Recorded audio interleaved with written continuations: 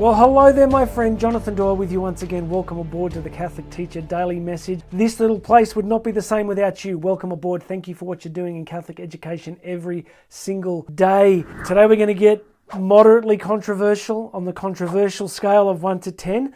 I'd say this is maybe a 5. Maybe a 6. So try not to get banned on podcast platforms and YouTube. I want to give you a quote today from Ryan Topping, who is a PhD that writes a lot in the education space. I like some of his stuff. And he is going to remind us today about the risk, and I have been banging on about this for years, my friend, that the risk that the Catholic Church and Catholic schools particularly can turn into an NGO, can turn into a benevolent sort of quasi-United Nations, all-purpose, good dispensing entity thing with some spiritual veneer laid over the top. You see, that's humanism, right? Humanism, the idea that the psychological resources available to us as persons are sufficient unto themselves, sufficient for the challenges that we face in history.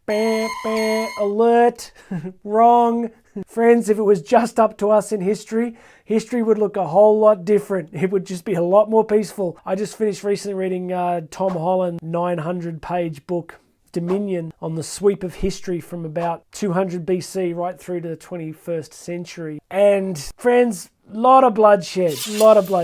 Especially thank you to the totalitarians and the Stalinists and the Maoists and the Marxists of the last 150 years who've basically created a sea of blood across the planet. Well, this is getting dark. Jonathan, stop. We're going to talk about something else. Let's jump into this quote from Ryan Topping. It's a good one. Let's do it. Forget Christ and the solid moral and mental discipline that once characterized Catholic school. It's bound to boil down into a soup of good intention. Pretty straightforward. Here's the thesis. If we forget Christ, if we forget the moral and mental discipline of what being a Christian Catholic school means, then sooner or later it does boil down to a soup of vague good intention. It boils down to posters and platitudes in the corridors of our school. It boils down to vague waffling prayers that we have occasionally at a staff meeting. It boils down to the one mass to start the school year that becomes a tick a box exercise, and then we pretty much forget about it for the rest of the year. It's a mindset where the faculty and the community of the school goes, well, we've got religious education teachers, they're doing something, right? They're off in a classroom somewhere teaching something about God. So we're good, right? We'll just keep going. And then we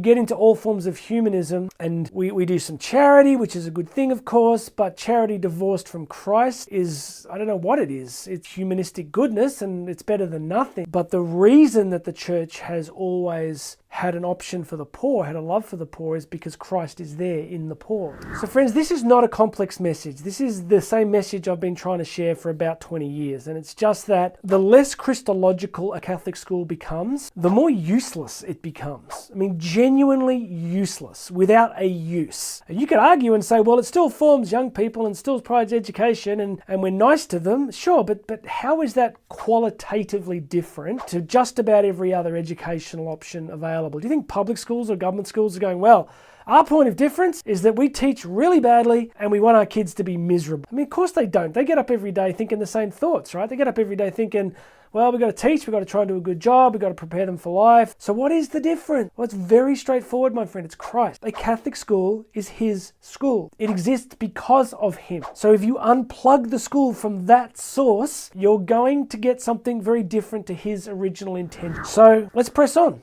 It's not complex. It's not easy, but it's not complex. You know, what is it Chesterton famously said? That the Christian ideal has not been tried and found wanting. It's been found difficult and left untried. Yeah, being a really awesome Catholic school, you know what? It's difficult. It is easier just to give in to the prevailing headwinds of this Nietzschean nihilistic death cult of a culture that seems to want to blow itself up at every possible juncture than it is to actually press on to the faith, to go back to the ancient things, to press deep into the faith. People are like, well, you know, you're too conservative. Well, if I sound conservative to you, well, maybe. But what I taught my kids is that great line from Sir Roger Scruton, a brilliant philosopher, who famously said a conservative is simply someone who believes that there are some things worth conserving. And I believe there are some things worth conserving. A deep, deep, heartfelt loyalty to Christ and his church. A deep, heartfelt love for the faith herself, for the church herself,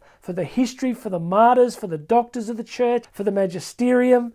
I love that stuff. And I would just love schools to be populated with that deep love for Christ. So friends, let's get at it. I get down, maybe I've only got one subscriber left, but I got to say it. It's his school. It belongs to him. We got to give it back to him every day. We got to offer it back to him. Say, Christ, it's your school. It's for you. You created this. Help us to be loyal to you. Help us to speak about you. Help us to share who you are with young people every single day. And help us not to become some innovated United Nations NGO. That is not our gig. That's not why we're here. Please make sure you subscribe. My name is Jonathan Doyle. Go check out all the links under here. You and I are going to talk again tomorrow.